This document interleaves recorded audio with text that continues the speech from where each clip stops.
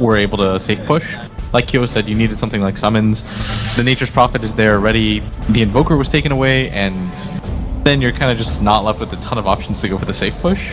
And I guess it's also a ranged hero. Adding in with that Drow Aura as well, just being able to right-click away towards the mid, and Death Prophet, you know, she's pretty damn squishy. 655 HP, 3 armor. That's a right-click attack coming from the Venom. Weehar's going to get himself the Bounty Rune, trade across, 1 apiece, and we'll get ourselves underway. So, Misery up at top lane, Nature's Prophet up against the safe lane OD, Seneko sneaking around, but Puppy Doom gonna block off the wave at mid, just allowing the equilibrium to set itself up, and take a look at that, he spotted him.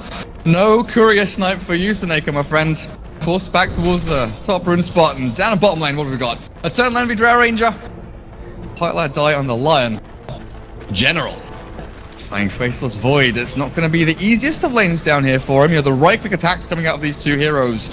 You don't necessarily want nuke damage or burst damage to come all at once thick and fast against the Void. You just want to chip away, burn through his regen, and make sure he can't efficiently use that time warp to get himself back up to full health. That was really well done too by General. He immediately counterwarts, gets it out of the way. That means his Enchantress can actually rotate down into this area, and with half that XP, he's almost already level 2, and honestly, Pylite Die is just kind of confused right now, because he's not 100% sure where Archstyle is. He wasn't able to block out the camp, but Archstyle is actually just kind of forgone going to help his lanes, and instead is focusing entirely on getting his own farm. Oh wow, he's already stacked up in a Wild Wing to start things off. Great beginning. But Archstyle in the jungle already. Now Puppy has hit level 2, he's got his Scorched Earth and the Devour, of course. Picked up one of the Centaurs. There's no real great setup here for that stun to come in, so if he does want to roam onto a lane, it's going to be relatively difficult. Maybe he'll just have to run someone down with the right-click attacks he does provide. A big old sword, and we're already seeing Archstyle. He moves away from the dire jungle towards this off-lane camp. Probably pick up the big old Centaur, and now does he move down towards bottom lane? It's like he's going to. He's got 2 really strong creeps to be able to accomplish this, and most importantly, he's already level 3. And we haven't really seen this very much at the Major when Liquid played against Secret, just because they didn't really have any jungle players. But Archstyle, he's going to get aggressive early here, and General wants to make his way over, but this is going to get spotted, and instead Eternal Envy is going to get the attention, as none of these attempts are actually going to work out for them. Well, they forced General back. Mid lane looks like Puppy was actually swinging in, angling onto Denby, but can't really make that move, and he's swapped jungles. The dire jungle doesn't feel safe with Archstyle loitering around with intent, looking for an opening for himself. What's the plan here for Puppy? You know, I think he just dive with the Scorched Earth and the right clicks. He's pinging already. He wanted We ought to be ready for this, but We doesn't actually have the Gale up. But that's one of the strongest things about the Doom, is if you can get the pack leader and you turn on Scorched Earth, it's incredibly hard for heroes to survive against. It's what we found when we were playing on the Chinese servers during our time in C, is that this has been a strategy in China for a really long time. Just grab the pack leader, run at people with boots, and just keep hitting them. So far, all these lanes is just static farming. Everyone's doing very well. No one's really missing out on too much. No, Drow Ranger, DP, Enchantress actually 12 and 0. Already a great start, but stun out from Pylite Dies might be in a little bit of trouble, but it's actually Puppy who comes in with a first hit crit. And Misery TPs to help with a Sprout available, and no treants, no mana for it. Misses out on the Sprout as well, Archstyle. A hop, skip, and a jump away, but is it far enough? Puppy still hot pursuit as Archstyle's Enchantress running low on mana, but still tangoing through and healing up. You notice what he's doing too? He's going the longest possible way because he wants them to think that there's a chance that they can kill him. In with a ward, he cuts through the tree, and Weeha is there with a Gale and Archstyle. I think this is the end, my friends. Blocked up again. These Plague Wards perfectly placed. And Weeha's Venomancer will get the first blood, but like you're saying, Blitz, the route he took.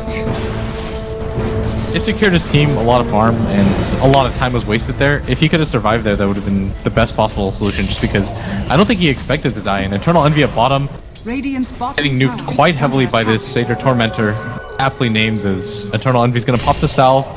One more nuke is going to come out before it fades, but it's done its job, honestly. He doesn't have any more regen left to go. Pi is actually rotated, and this is a Navi that I haven't seen in a really long time, kind of just taking it to Secret. That's what Kyo said that he wanted to see, because Secret does tend to pick a little bit greedier than most teams. Well, they've drawn all attention away from that top lane. OD's just farming away completely freely. Chira, already 25 last hits, got his treads. No Bassi just yet, but I'm guessing that's coming up.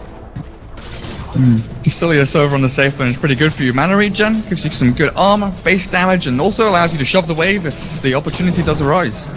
Yeah, he does have the catapult with him right now, and there is nobody in his off lane, so if he chooses to dive at bottom lane, but Misery doesn't quite get there for the Sprout in general, and our style poking in from the back end. Highlight Eye, he gets the Hex down onto the Enchanted with a stun as well. The they need a TP for this one. They've got the heal, and General, Digiterive comes in with the Astral. Oh, they messed up a little bit. They've got the Fortune's End, trapping him in, and the Astral will catch Eternal Envy. The right-click attacks come through.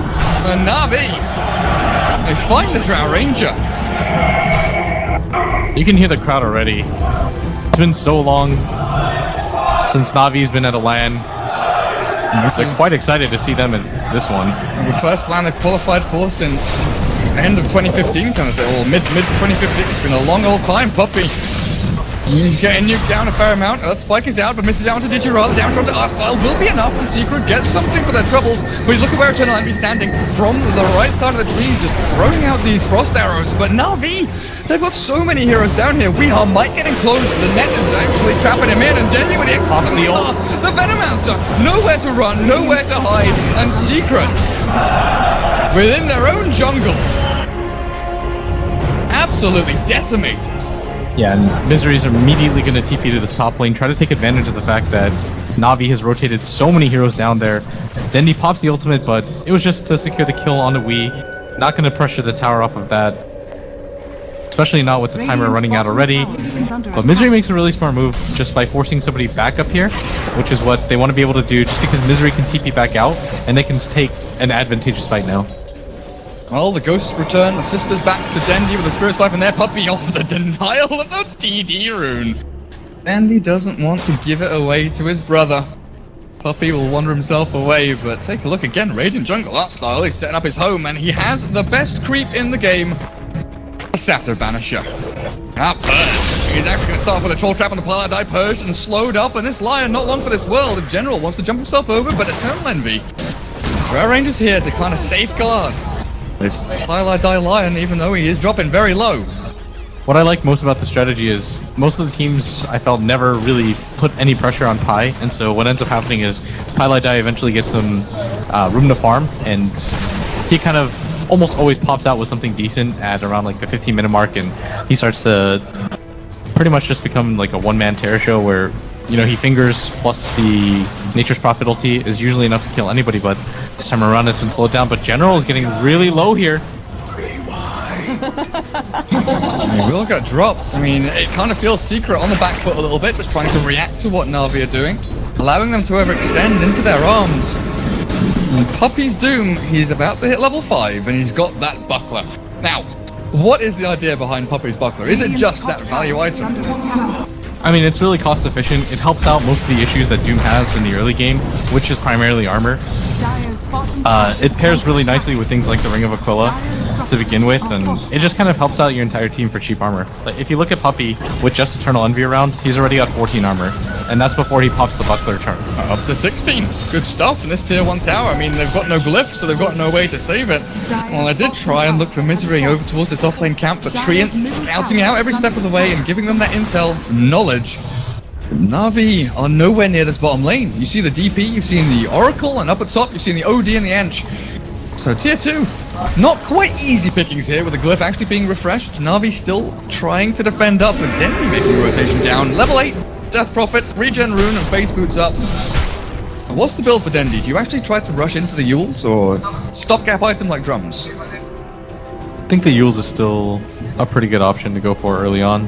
I think he needs some way to just kind of collapse, aside from just the Void ulti. I was looking at the lineup and wondering a little bit for how they were going to gap close, and I think the most reliable way obviously is the Chronos here, but if you can just get Dendi to become a solo kill terror, it's pretty good too. Like, if you can get on top of Eternal Envy, just swarm him with Ghost, lift him up in the air when he tries to TP, then immediately just like chase him down with Soul Siphon. Not a whole lot that he can do to survive, but right now Seeker are just trying to build towards their timing. They're playing it pretty patiently right now. They're trying to get their Lion level 6. Misery still has a lot of room to grow too with the drums. And Puppey's made his way up here at top, and they're going to immediately start keeping people up here as Artstyle is isolated, is way behind the towers. He's going to try to drag attention once again, but... Oh, the attack's coming through slowly but surely, but they will finish him off.